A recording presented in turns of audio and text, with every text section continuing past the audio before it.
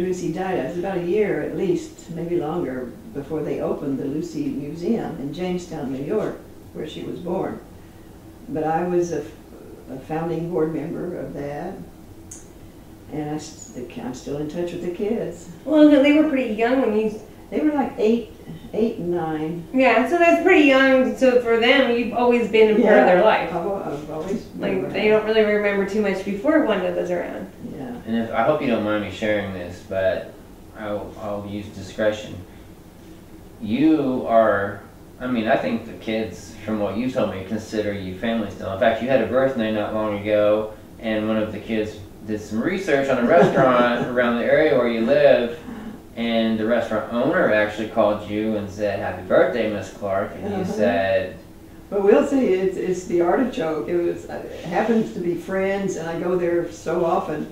But Lucy Arnaz didn't know that. She went online and found a restaurant at Grand Lake and called up and gave me a big gift certificate. And that's when Jim called me, and he said, "Happy birthday." He said, "You know why I know it's your birthday?" And he said, "Lucy Arnaz just called me." Oh, wow. So that, and when I told her, I said, "My goodness, I thank you. This is Jim and Diane and the Artichoke are just great. It's the best restaurant around the lake." And she said, "Oh, I'm so glad," because she didn't know that. She just oh yeah.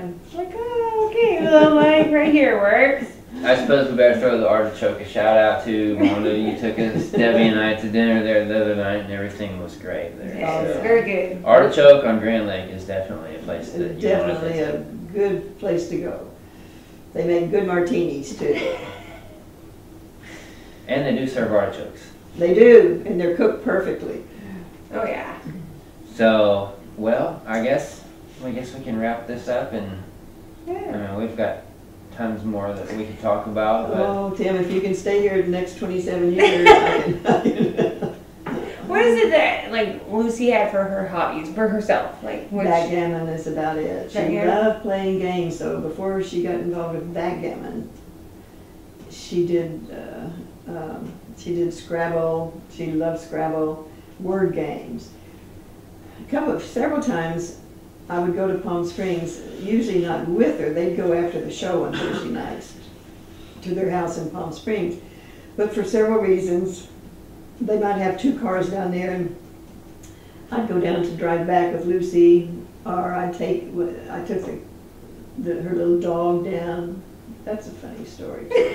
The last poodle she'd had had several poodles. She had some spaniels when I started working with her, and then she got she had some older poodles too. Then she got a little white poodle named Tinkerbell. And when Tinkerbell passed on, she got another one named Tinker Toy. Tinker Toy? And then when Tinker Toy had to go, Lucy says, "No more, it's just too hard."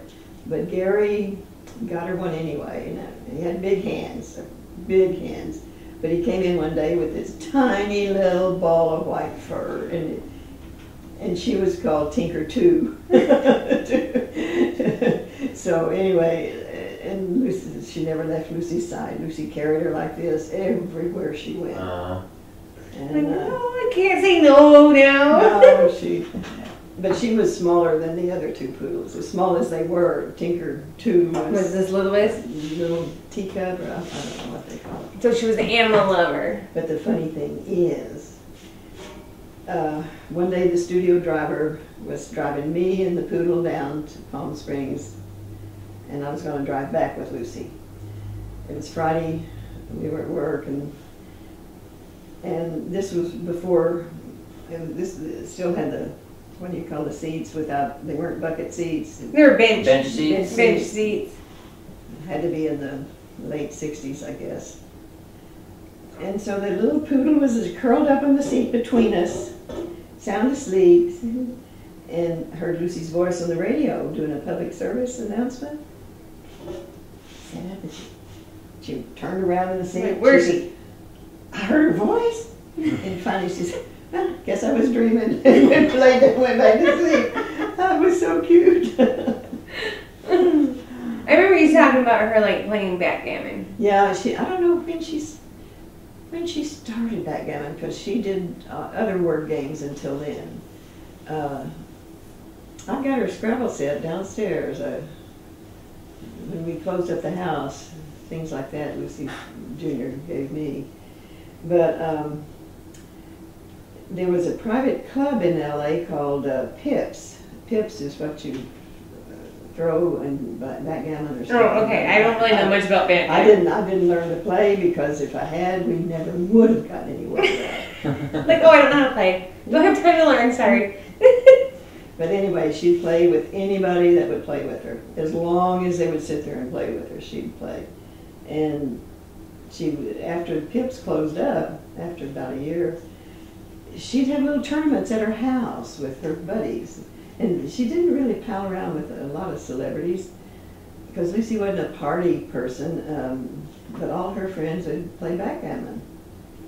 A couple of Mary Wicks, you know her face if you don't know her Name sounds I familiar. got her picture in the hallway in there.